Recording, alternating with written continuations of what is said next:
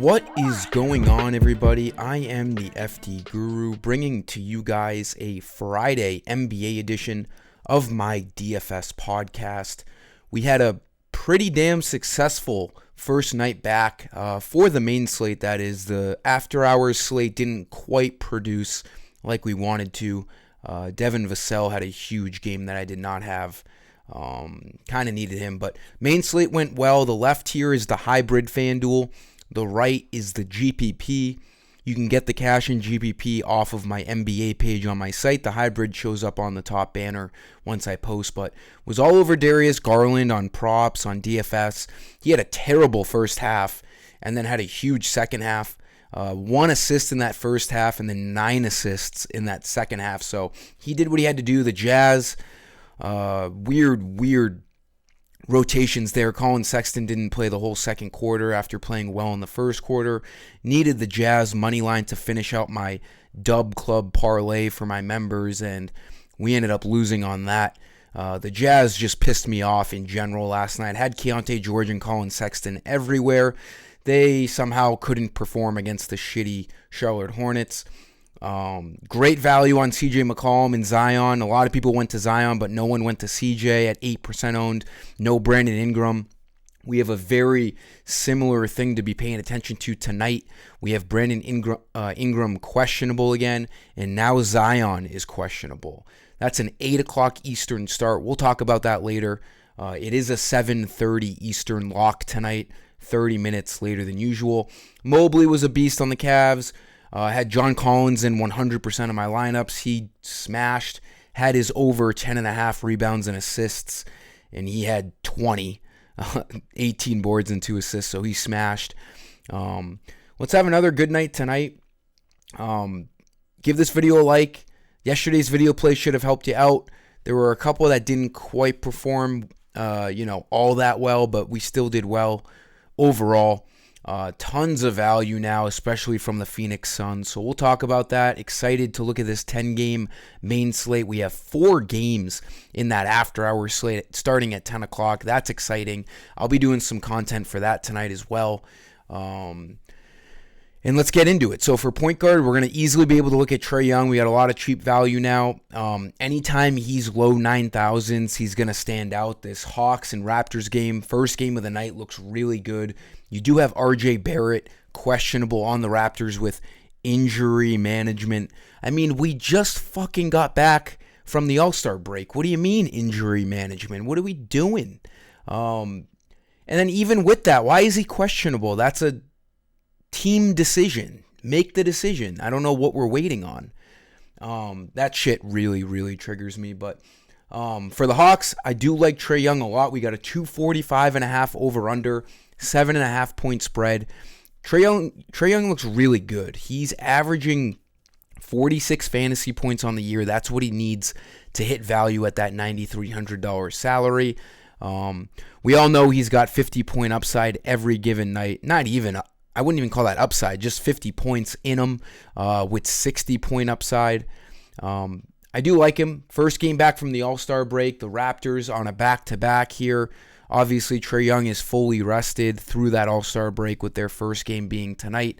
I think he comes out and plays well. The price really, is eye-opening here because we've seen him around 10K for a majority of this season. Looks really good at this cheaper price tag. Shooting guard, it's going to be hard not to just go with a bunch of Suns tonight. I got 3 Suns in this video. We got Bradley Beal doubtful tonight. And then, that wasn't that crazy because he was out last night. But the big one, Nurkic, now doubtful for the Suns. So we're going to look at a lot of Suns here tonight.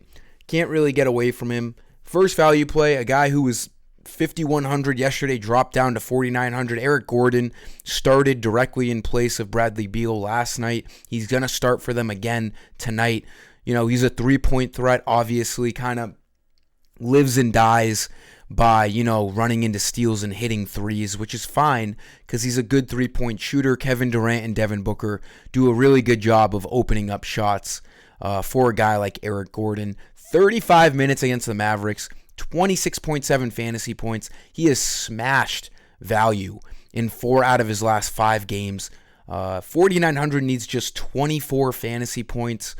Really, really like the spot here for Eric Gordon. The matchup is really good at Houston. Both teams on back-to-backs. They both played last night, so that kind of just gets neutralized, balances itself out. We have a 4-point spread now that Beal and Nurkic are probably not playing, so this game environment really good. 233.5 over-under. The Rockets usually play kind of slow, but the Suns play fast enough where they're going to kind of push the Rockets to play fast. That's why we see a 233.5 over-under. This game definitely towards the top of my list for games to pick from tonight, especially with all that value in Phoenix. We're going to get over to small forward, another Phoenix player who has dropped in price. Just an easy play, small forward, power forward, Royce O'Neal. They acquired him right before the trade deadline this year. He's been playing really well in his bench role his bench role for the Suns at 4,500 now. Needs 22 fantasy points to hit value. 29 minutes last night in the absence of Bradley Beal. 25.8 fantasy points. He has smashed value in all 3 games that he has seen minutes for the Suns.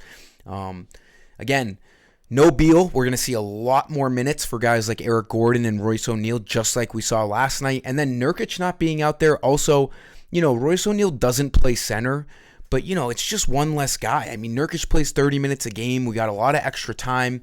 We'll talk about my third son, though. It's going to be an obvious play, but Royce O'Neal can play small forward and power forward. He looks really good. It's going to be hard not to have 3 Suns in your lineups tonight, if not 4. I might get to 4 if I'm spending up on like a KD, which is probably a good idea in this spot at Houston.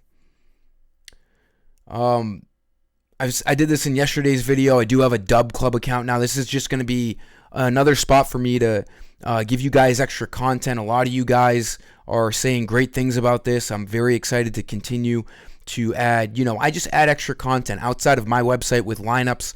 I do extra Prize Picks, Underdog, and, bets from sports books.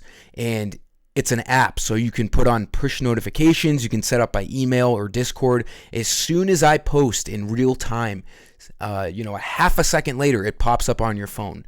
It's a great platform, and you should get over there. I have a code where you get $1 for the first week. If you look at the details below this video, I put the link to my Dub Club. I also have it in my Twitter profile. Get over there. It's a really cool platform to get some extra stuff out of me. Power forward, we're going to go with I screwed this up. All right, so I had Eric Gordon at small forward and O'Neal at power forward. For some reason, I thought Eric Gordon was at shooting guard. My small forward play is Emmanuel Quickley. He has dropped under 7K for the first time in a long time. And like I was saying with Trey Young, this Raptors and Hawks game is a great game environment. Atop of my list right there with the Suns and Rockets. A huge over-under, 245.5, as I was saying with Trey Young. 6,800 for Quickley. He can play point guard and shooting guard. Coming off of a monstrous game last night, 32 minutes, 3 steals, 24 points, 45 fantasy points. At 6,800, he needs 34 fantasy points. He's going to look pretty good in this spot. We can project him to play anywhere from 32 to 35 minutes.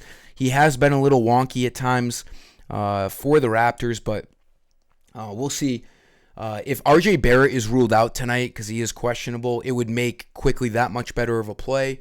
Something to keep an eye on because if RJ Barrett's in, it's not as good of a play, but definitely someone you should have your eyes on when making lineups tonight. I do like Quickley at shooting guard as of right now.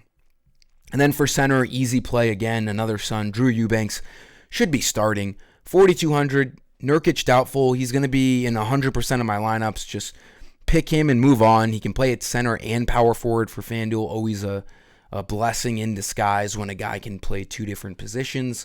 Needs 21 fantasy points to hit value. We can project him for anywhere from 24 to 28 minutes as the starting center for the Suns tonight.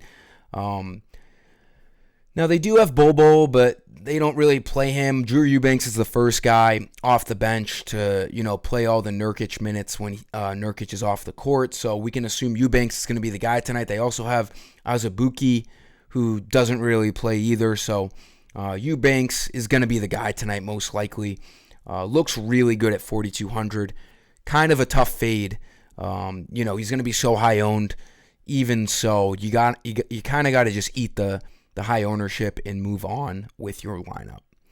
That'll do it for this video, guys. Let's have a great Friday. Great looking slate here tonight. Excited for the weekend. Let's have a nice profitable night again.